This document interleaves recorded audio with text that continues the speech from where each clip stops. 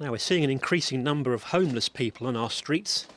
Today I've come to Trinity in Uxbridge, a charity providing housing, coaching, training, work placements and support for homeless people, to meet with the CEO, Steve Hedley.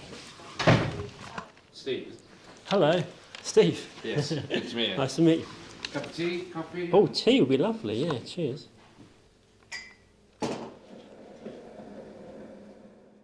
So Steve, what's your background? How did you get into all this?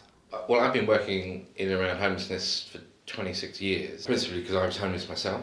I wasn't a victim in homelessness. I was kind of a traditional tramp.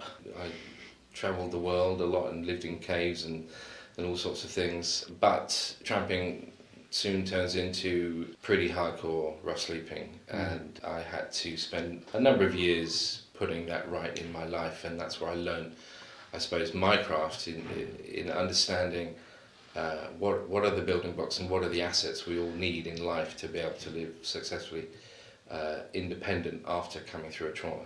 And how long's Trinity been going? Trinity started 11 years ago. I'm the founder, CEO. We started with 5 houses, and I think we were housing about 40 people.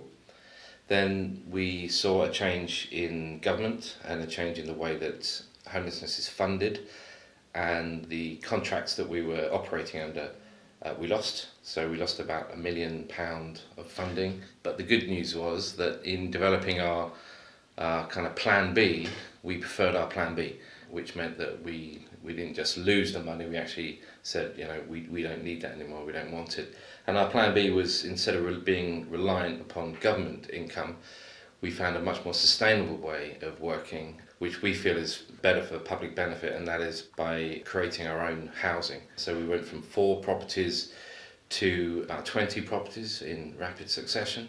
Now we have 50 properties now, and we're housing, it's getting close to housing 300 people a year. Any one night we're housing about 160 people. And what kind of accommodation is it? Houses or flats? So we provide, the technical term is houses of multiple occupancy, HMOs. HMOs can be a variety of sizes. We deliberately have a policy of only having very small properties. We don't believe that people belong in glorified offices or factories.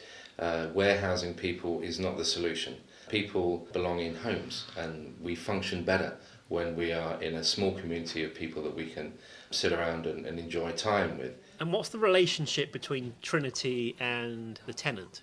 What we do is we lease from the private rented sector, and then we sublet back to people who don't have access to those houses, usually because of economic circumstances. Unemployed, they don't have a credit reference, they have no deposit, and they certainly don't have rent in advance. So we broker that for them. Now, I'm pretty sure we're seeing more homeless people around than we used to. How much has homelessness increased? Well, we all know the stats. It's increased 165% since 2010. What I know, the current figure is, we looked at our stats a couple of weeks ago. Last quarter we were oversubscribed by 495%, which basically means we've got 100 plus people every month looking for about 20 beds. You mentioned earlier that Trinity is self-financing, but where does the income come from?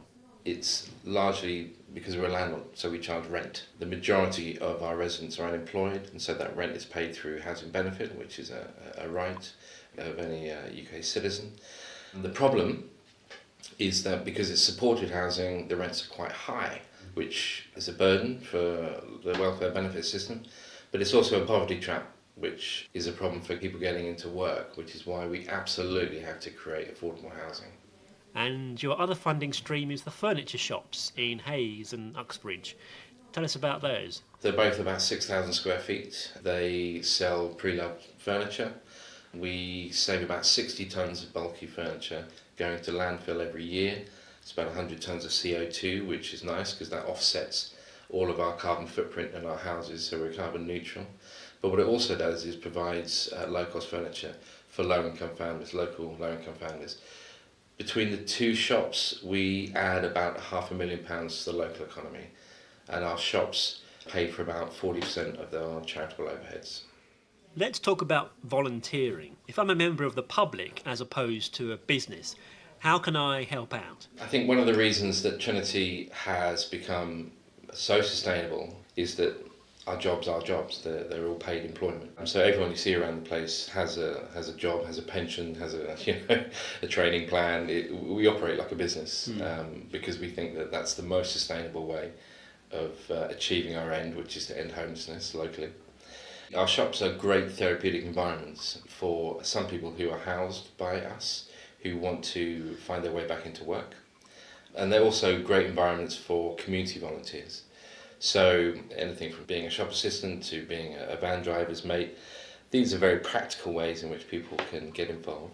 And as a business, they can help by becoming a sponsor? Sponsoring an individual in their room for a period of time, through to sponsoring a house, the lease on a house for a year. If any business wanted to adopt this charity and our work, then that's one way in which they can achieve that. Running events themselves.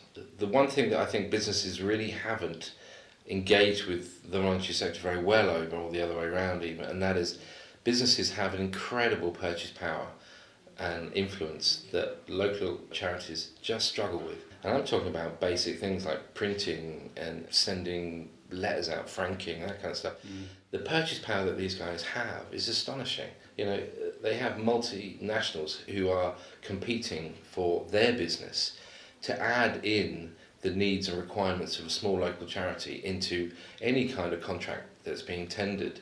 Everybody wins. So I think I'd really like to pursue exploiting any purchase power. The provider wins, the business that is brokering that arrangement wins, the charity wins, and therefore the public wins. That's a great idea. So any Uxbridge companies negotiating a new printer contract or whatever, do keep charities in mind.